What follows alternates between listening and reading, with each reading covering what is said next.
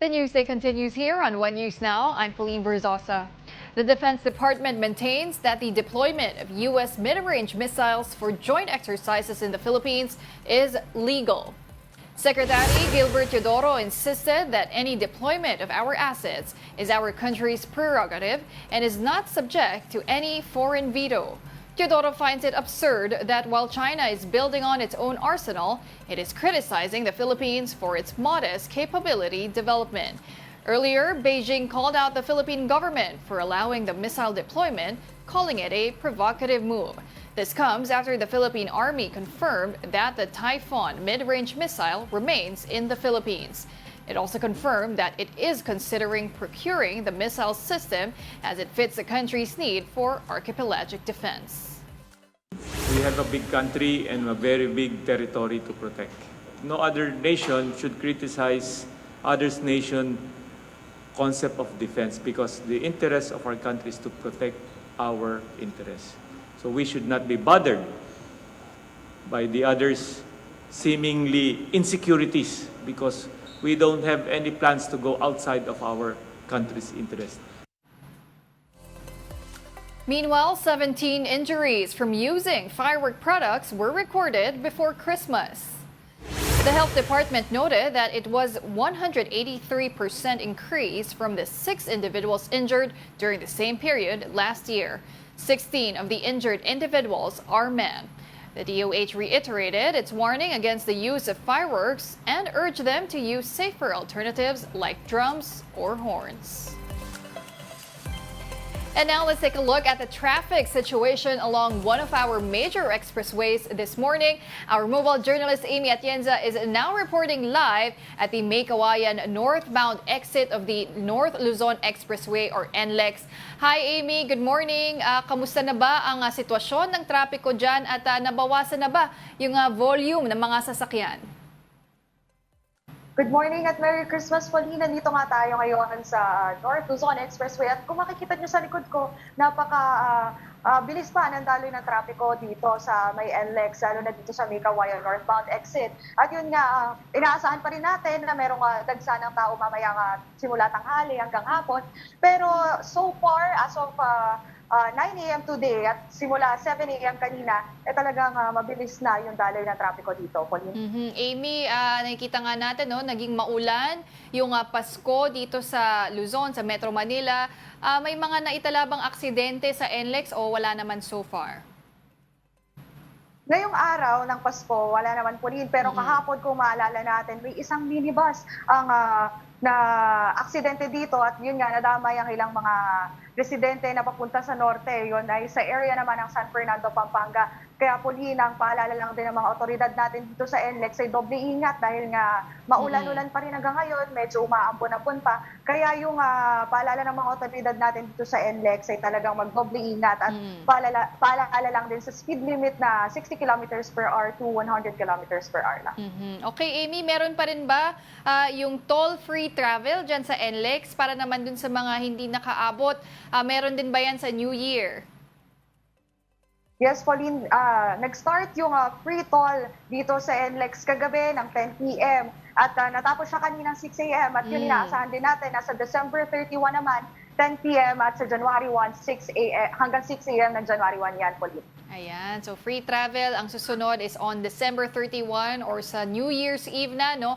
Okay, Amy, aside sa mga payo na nabanggit mo na kanina tungkol sa road safety, ano pa ba ang ibang payo o mga advice ng NLEX management sa mga may balak pang bumiyahe ng mga motorista? Yes, patuloy lang din naman ang reminders ng NLEX management dito sa mga motorista na patuloy na i-check ang kanilang RFID balance. Meron naman silang MPP Drive Up app para makatulong sa pag-reload at sa pag-monitor ng kanilang balanse. At yun nga din ang magiging paraan para mas mabilis ang kanilang biyahe ngayong Kapaskuhan at sa paparating na rin na New Year. Alright, maraming salamat para sa update na yan at Merry Christmas sa'yo. Tapos mobile journalist Amy Atienza. Now, some areas may continue experience rains on Christmas Day. The shear line or convergence of warm and cold winds will bring scattered rains to the country.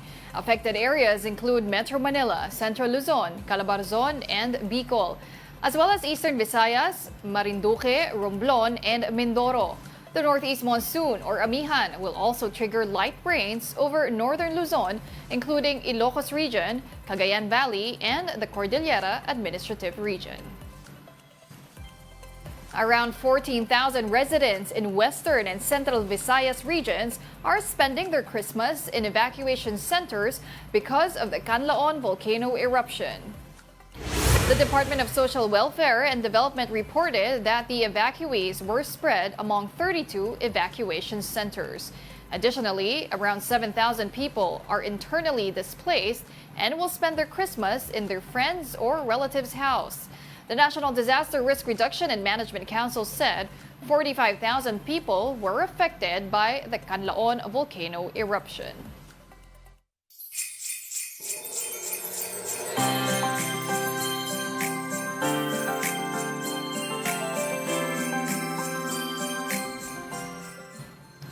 Baser Amer of the NLEX Road Warriors continues his Christmas tradition of giving out food to street children. Mobile journalist Denise Valdez Sancho has that story. Baser Amer with an assist.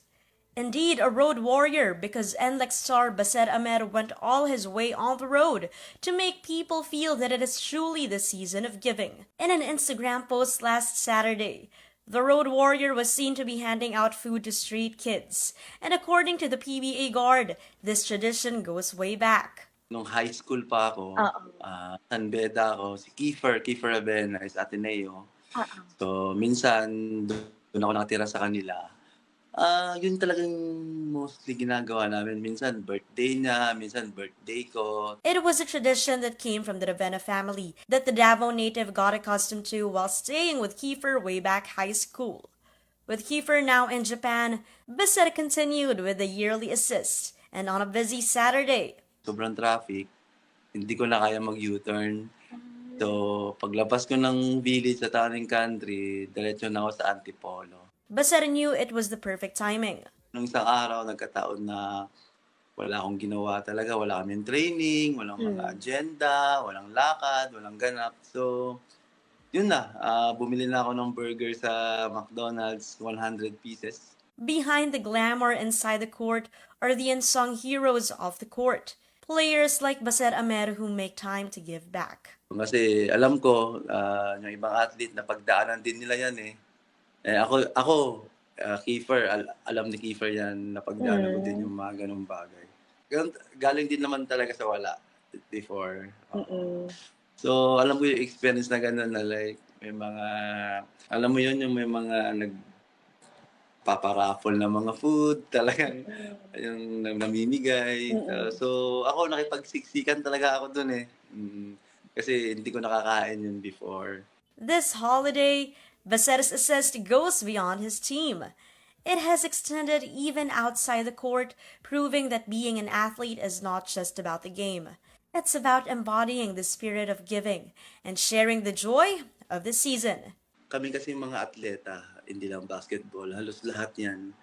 Ano kami, parang pusong mamon kami sa mga ganung bagay. Baka next week, ewan ko, baka this week, if ever may ipon pa ako, baka spaghetti naman. Mobile journalist Denise Valdesancho. We are One News. The much-awaited MMFF entry, The Kingdom, is now showing in cinemas nationwide. The film includes an ensemble cast featuring Vic Soto, Piolo Pascual, Christine Reyes, Sue Ramirez, and Sid Lucero.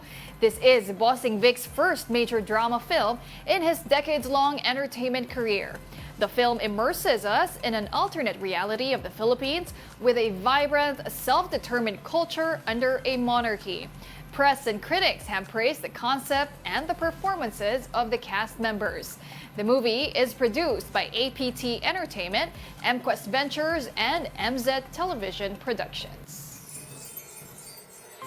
And those are the top stories of the hour this 25th of December. Have a Merry Christmas.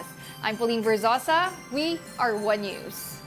Masasaya ang bawat isa, sabay-sabay na magdiriwang pag-asa,